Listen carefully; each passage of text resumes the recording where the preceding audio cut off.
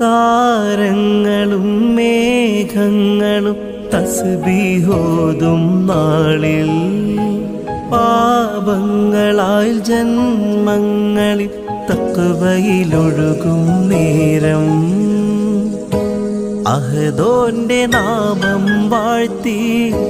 ഹർമിലെ കിളികൾ പാടി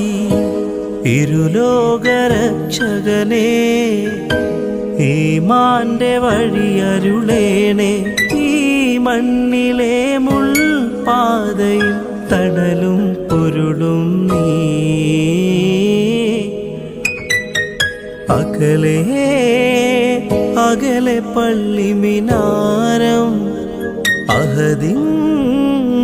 മദ്ഹ് വാഴ്ത്തും നേരം